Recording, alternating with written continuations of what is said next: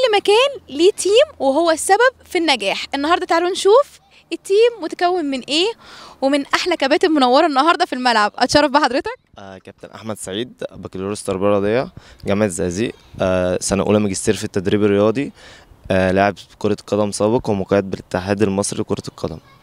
اهلا وسهلا بيك. النهارده منورنا طبعا النهارده، والاكاديميه منوره بحضرتك. طبعا النهارده حضرتك مسؤول عن تدريب الكبار ولا الصغيرين؟ انا حضرتك مسؤول عن مدرب شباب كره قدم شباب، مسؤول عن فئه الشباب، تمام. ومعانا كوتش تانية لفئه البراعم اللي هي الكيدز. تمام. الاساسيات بقى اللي انت بتشوفها كده من النظره الاولى اللي انت تقول ينفع اصلا ان ده موهوب، الطفل ده موهوب او الشاب ده موهوب في كره القدم، بتعرف تقيسها ازاي؟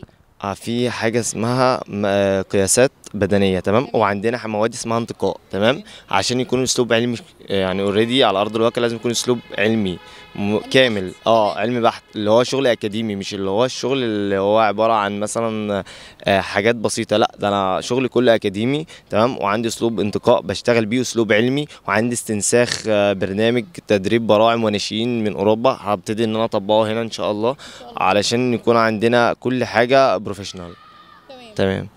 دلوقتي اول ما يجي لك شاب مثلا مش عامل التمرينه صح اللي انت ممرنه عليها، هتعمل ايه العقاب؟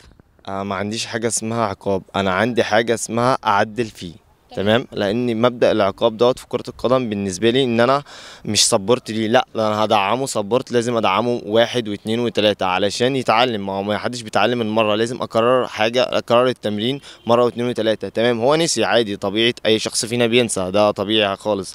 فعادي اكرر له التمرين وصبرت ليه لحد ما يوصل لاعلى ليفل، لان هي كل حاجه عامه في الحياه بناخدها ستيب باي ستيب، تمام. فبنبتدي نشتغل ليفل 1 وليفل 2 وليفل 3 لحد ما يوصل للمستوى الاحترافي. تمام. قول الله عليك حبيب والديك، بتتقال حظ ولا مهارة؟ مفيش حاجة في الدنيا اسمها حظ، في حاجة اسمها أنا بشتغل عشان أوصل لحاجة، لازم التارجت بتاعي إن أنا عشان يقول الكلمة دي لازم إن أنا أشتغل معاه تمرين، ولازم يتعب. لو مش تعب مش هيلاقي. أي واحد في الدنيا كده. لكن الحظ دي نسبة بسيطة، بنسبة تكون 20%، لكن مش هو الأساس، تمام. لأن في حاجة اسمها أساس وفي عامل مساعد، لكن الأساس بتاع التمرين، العامل المساعد هو الحظ بس كده. نقفل اللقاء على كده، أهلاوي ولا زملكاوي؟ أنا زملكاوي. اتشرفت بيك جدا. اتشرفت بحضرتك يا فندم. شكرا.